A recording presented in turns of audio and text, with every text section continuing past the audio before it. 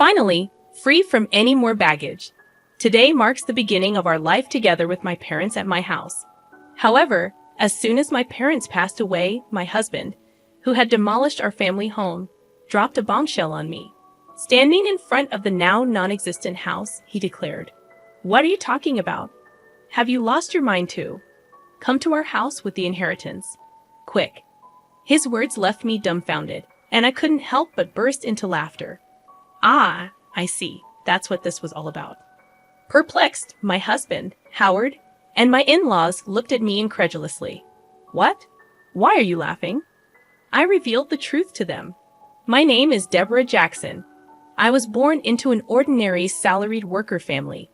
I married Howard at 29, raised 2 children, and now, at 55, I expected a quiet life with my husband. But life took an unexpected turn. I recounted the challenges of caring for my ailing parents, particularly my mother's battle with cancer. Despite my efforts, my husband's reaction to living with my sick mother was unexpected and less than supportive. I suggested living with my mother for her sake, but Howard was reluctant. His complaints about meals, cleaning, and laundry were hurtful. Despite the challenges, we moved to my family home to care for my mother, even though Howard's initial attitude remained unchanged. As time passed, my mother's health deteriorated, leading to her hospitalization and eventual passing. Despite the emotional turmoil, Howard's lack of support during the funeral preparations left me deeply disappointed. In times like these, one wishes for their spouse's support. However, Howard was off to the side with his parents, not helping with the funeral preparations. Even during the funeral, he remained at the back of the relatives section. "Howard, I wish you would sit in the family area." I couldn't help but wish for the support that never came. When I suggested that Howard should sit with me in the family area during my mother's funeral, he responded, "No, I'm fine here. I'm not a blood relative after all." His mother, who was listening, interjected, "He's your husband, but not your mother's son, right? Howard is my son, so he's an outsider. An outsider, that's right. Howard's parents are just us. Deborah should sit in the family area alone." Even his parents echoed the sentiment, stating that Howard should not be in the family area. While seating arrangements for family members may vary by region, in our area, it's customary for sons-in-law to sit in the family area. Predictably, with Howard not in the family area, distant relatives started whispering and speculating about our relationship. After the funeral, we returned home with my brother's family, children, Howard, and his parents. Despite their insensitive remarks, I thanked Howard's parents for coming and served them coffee. However, their callousness reached new heights when they casually remarked about the condolence money being tough on them, implying relief at the end of the financial burden with my mother's passing. Stunned by their words, I forced a smile and left the room. Overhearing Howard and his parents' conversation, I learned more about their true feelings. Howard complained about living with someone else, and his parents joined in mocking me. It wasn't the first time. They had always been disrespectful, even during our marriage. Reflecting on their lack of concern during my father's funeral and mother's death, I questioned Howard's behavior as a person. I realized that I had been overly considerate of him, feeling guilty for imposing the living arrangement. Angry and resentful, I silently listened to their laughter and chatter. Later, in a conversation between Howard and his parents, they openly disapproved of my defiance regarding my mother's belongings. When they tried to take my mother's bag, I firmly refused, stating my intention to distribute her keepsakes among family members later. This led to a heated argument, with Howard and his parents leaving angrily, labeling me an outsider. Despite explaining the situation to everyone, Howard didn't return home for some time. When he finally did, he surprised me by showing concern and suggesting a trip for me and the kids, even providing travel vouchers. Though unexpected, I couldn't help but feel a mix of emotions, including gratitude and confusion, at this unexpected gesture from Howard. "I wonder if your father felt guilty," I said with a laugh as I decided to gratefully accept the travel vouchers from Howard. "Well, I'll beat off then." "Yeah, take your time," Since you're at it, stay over at the kids' places, Howard suggested. I can't be away that long, I replied. Just go. I'll relax at my parents' house. Don't worry about me, Howard said, sending me off with those words. Julia was happy to have me over. So before the trip, I visited Julia's and then Luke's homes, having been unable to visit while caring for my mother. I helped out a bit by making and freezing some meals for them. Mom, you don't get to relax at all, but thank you. It really helps. They both expressed gratitude for my home-cooked meals. This was all thanks to Howard's suggestion. Then came the long-awaited trip, and I spent a relaxing time at the hotel with my children. It seemed to heal much of the fatigue and sorrow from caregiving and losing my parents. I was away for nearly a week, but both kids returned to their homes with bright smiles. That was fun. We should thank Dad once in a while, Julia suggested. Really? Once in a while? But I wonder if he's up to something, I laughed, half-jokingly. Don't say that. Your father must have had his reasons, Julia replied. I laughed as well, planning to share the memories with Howard and start afresh in our married life. However, upon arriving home, I was at a loss for words. What's going on? The house is... I looked around in confusion, checking my location. Despite being a familiar place, our family home was gone. Then Howard appeared from nowhere, with his parents behind him, smirking at my dumbfounded expression. Howard, what's the meaning of this? I asked. Howard, like his parents, replied with an eerie smile. Finally, the baggage is gone. From today, we'll be living with my parents at my house. What are you talking about? I retorted calmly to Howard's arrogant statement. Then Howard spoke. Lost your mind? Your family home has been demolished. Come to our house with the inheritance. Already, everything you inherited belongs to Howard. I realized what had happened. The disappearance of my house was Howard's doing, all for the sake of inheritance. Despite being overwhelmed with frustration and sadness, I couldn't let Howard have his way. No way, I thought to myself. I burst into laughter at their smirking faces. What? Why are you laughing? What a strange woman. Has she gone mad? My mother-in-law looked at me as if I were something eerie. I faced them and spoke up. Don't you guys know? Know what? I then said to Howard, first of all, I didn't inherit a single penny, so there's no inheritance. I started laughing again after saying this. Maybe they thought they had become rich through inheritance. Their wild imaginations and actions were simply laughable to me. What do you mean? Explain yourself? Howard demanded an explanation, but I remained silent. I thought there was no need to enlighten them before that. I'm not going to live with strangers. If you want to live together, do it alone. Ignoring Howard's question and rejecting his initial proposition, my mother-in-law flared up in anger. You helped with your parents' household, but you won't do ours. You know why I did that, right? I agreed to live together, didn't I? I said we didn't need to live together, but you chose to do so because you didn't want to do housework. My rebuttal left Howard and my mother-in-law biting their lips in frustration. And demolishing my family home on your own. There are things you can and can't do. I yelled at them on the spot, then left the scene. Behind me, Howard's voice called out, Where are you going? However, I didn't turn back.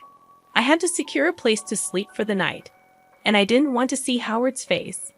I immediately consulted a lawyer. It couldn't be that easy to demolish a house. The house was still in my mother's name. When I wondered which company had taken the job, an unbelievable truth came to light. Howard and my father-in-law had directly demolished the house themselves. They had meticulously prepared, enlisting the help of acquaintances from my father-in-law's demolition company and renting heavy machinery. Moreover, they had given me the travel vouchers to drive me out. The realization of being utterly deceived brought tears to my eyes and filled me with frustration. Is there any way to punish the three of them? I asked the lawyer through tears, and he smiled kindly. Your husband, who demolished the house registered under your mother's name without permission, can be charged with criminal damage and sued for compensation. Let's start by demanding a proper apology from your husband and his parents. I nodded at his words, and the lawyer promptly started the proceedings. A few days later, an irate call came from Howard.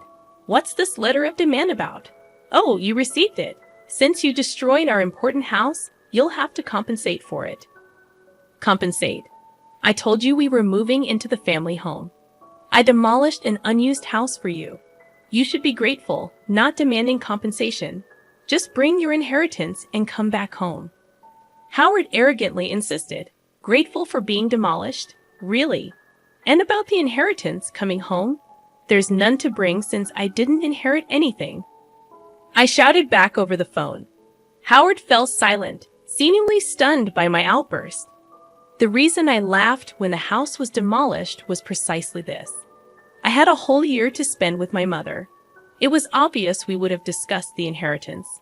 Then I said, I don't need anything. Give it all to my brother. Thus, all cash and securities were inherited by my brother. He said that I should get the house since he lived far away and couldn't manage it. If I wasn't going to live there, it could be rented out to someone else.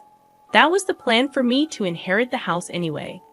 Either you and your father restore the family home to its original state or pay the amount written there. This amount, I'm being kind enough to suggest a settlement. If you can't pay, I'll file a police report and sue you, I spoke firmly.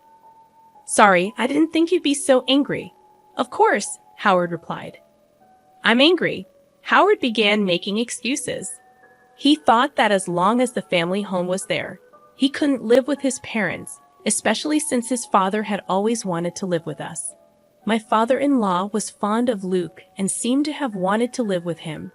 He had refused to live together back then because it would have made commuting difficult, but his parents seemed to think I was the one opposed to it. So it turns out that Howard had convinced his parents to agree to this plan by demolishing my family home and making them believe I would move in with the inheritance. But even knowing this now, there's no way I can forgive it. So please forgive me. I didn't mean any harm. Dad is remorseful too. If he's truly remorseful, then he'll agree to the settlement. I said this and hung up the phone. Howard kept calling me and sending messages to apologize. If you're sorry, then hurry up and transfer the money. I pushed Howard away with these words. I knew our family home couldn't be restored, but there was no other way to alleviate these unbearable feelings. Afterward, I stayed at Julia's house. My brother's family and my children knew about this. Even though my brother must have been angry about our family home being demolished without his consent, he said, I won't interfere, but I'll lend a hand. Do what you think is right, Deborah. Everyone condemned Howard's actions and supported me. A month passed without any payment for the damages or compensation. During that time, there was no contact from Howard. I couldn't keep relying on Julia's hospitality forever. I wanted to receive the money soon and at least establish a stable living situation. But contrary to my wishes, something unbelievable happened. It was revealed by a comment from Julia. This apron looks a lot like Grandma's, she muttered while showing me her smartphone screen. I was shocked when I saw the screen. It was a product page on a flea market app. The item Julia thought resembled my mother's apron was a unique piece I had made for my mother. What? This is Grandma's apron. I made it, so there's no mistake, really, Julia said and hurriedly checked other pages. The seller seemed to have registered recently, with no transactions or ratings yet. As I checked the content of the nearly 30 items listed, I was shocked to find that they all belonged to my mother. I immediately realized it must be Howard's doing. No one else but Howard, who had demolished the house, could have taken my mother's belongings. I called Howard right away. What's this about the app, Howard? Howard responded, sounding annoyed, thinking he was playing dumb. I'd angrily confronted him. Don't play dumb. You're selling Mom's belongings, aren't you? Cancel the listings right now. Howard sounded panicked as he replied. What? No, it's not me. Who else would do such a thing? I'm coming over to get everything back. I hung up and immediately went to Howard's parents' house with Julia. Upon arriving at Howard's parents' house, I immediately called out to Howard. He came out to meet us at the entrance, where I confronted him. I don't know anything about it, Howard said. Dad, tell the truth. Julia, supporting me, also pressed Howard for answers. He was visibly flustered.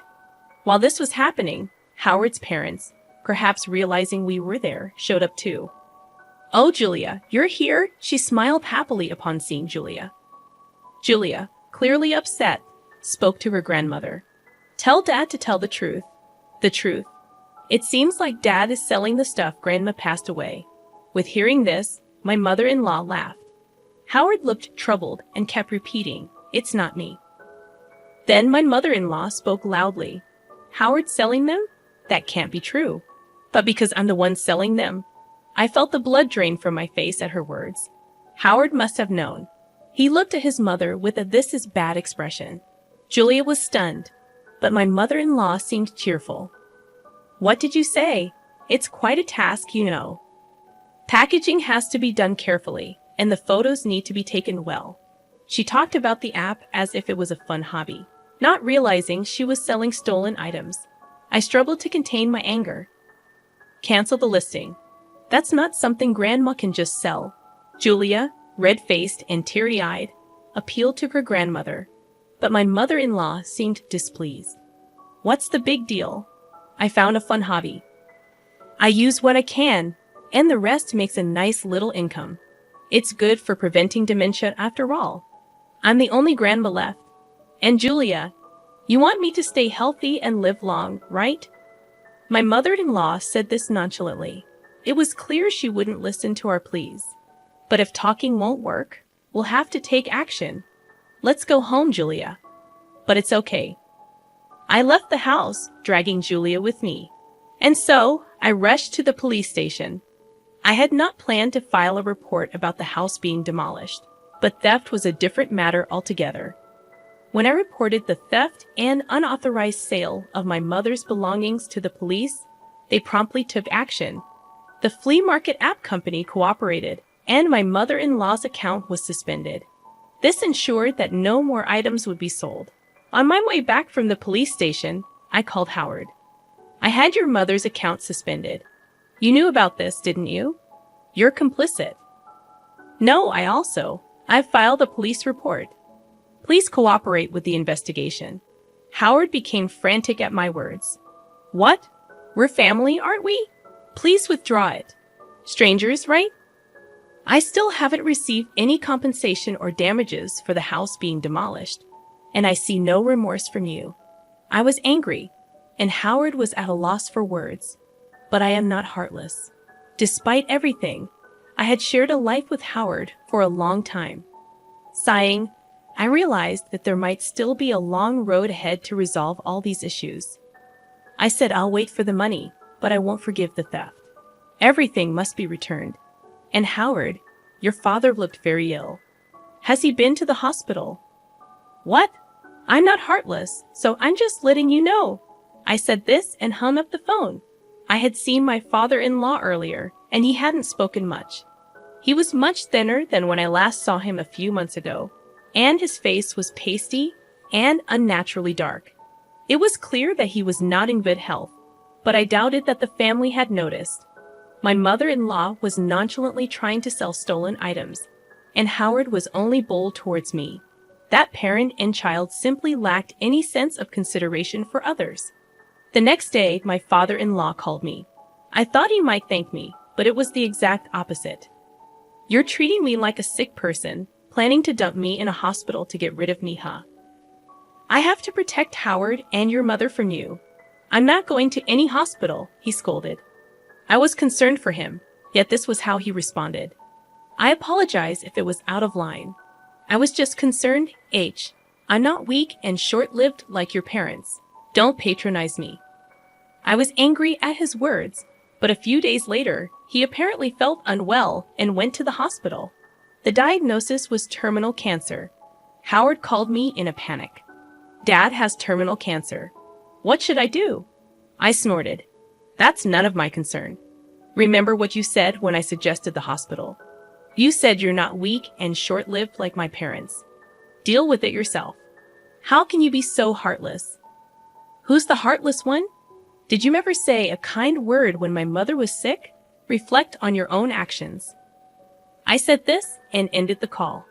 As expected, My father-in-law passed away not long after. As a human being, I didn't want to harbor negative feelings towards someone who had passed. But recalling all that had been done and said, I couldn't shed a single tear. After the funeral, a will was found. Despite his claims of not being short-lived, my father-in-law had been thoroughly prepared. The house is to be inherited by my grandson Luke. The rest of my estate is to be divided between my wife and eldest son, it stated. I was surprised to see Luke's name. My father-in-law had always favored Luke, expressing a desire to live with him. Now he must have wanted Luke to live in the house even after his passing. For Luke, this was an unwelcome burden. Renounce the inheritance. You don't want that house, do you? I told Luke, but he was actually pleased to inherit the house. Inheriting the house would only mean paying inheritance taxes, with no real benefit for Luke. However, if he was happy with it, it wasn't my place to say anything.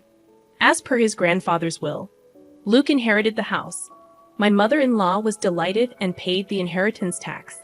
He's our heir, after all, she said. Well, that wasn't wrong. I felt a bit down, feeling like Luke was taken from me. But then something unbelievable happened. Come to our house, responding to Howard's message. I immediately went to his parents' house. There, like me once stood, my mother-in-law and Howard, frozen in front of their house. On the property, there were heavy machines, trucks with the demolition company's name, and workers all demolishing the house. What's going on? It's my house. I can do whatever I want with it, right? Luke, who appeared out of nowhere, seemed pleased watching the house being demolished. Luke, what are you doing? Stop it right now. Even if I stop now, we can't live there anyway, Mom. Luke, what have you done? My mother-in-law and Howard pleaded with Luke, but he just laughed. Have you forgotten what Grandpa and Dad did to Mom, Luke? Grandma, you were horrible to Mom too, right? Did you apologize? Luke, his smile gone, glared sharply at his mother and Howard. They fell to their knees as the machines continued to loudly demolish the house. I felt relieved seeing the scene. Later, Howard, having finally received the inheritance, paid the compensation and damages. It seemed that Luke had recovered the stolen items my mother-in-law took from my mother, and they were safely returned to me. Mom, you've got me and Julia, Luke said, and I finally shed tears of relief. Howard and his mother lost their house and were left with no money, now living again in company housing. Howard and I had moved out of the company housing, and now Howard, along with his mother, had returned, becoming the talk of the town. A wife of Howard's colleague, with whom I am on good terms, contacted me, and I explained everything honestly. They'll likely live uncomfortably in the company housing now, but it's their own doing. Furthermore, with Howard's retirement, the two will need to save up for their future living arrangements. I might occasionally ask friends for updates on their situation, just for a story to share. I continue to stay at Julia's house, but Luke is now planning to get married and build a house. The land from his parents' house sold for a decent amount, surprisingly making the demolished house useful. Mom, come live with us. Luke even invited me to live with them. His soon-to-be wife welcomed the idea warmly. I couldn't impose on Julia forever, so I gratefully accepted Luke's offer. I resolved to be a different kind of mother-in-law, hoping to live happily with my new family.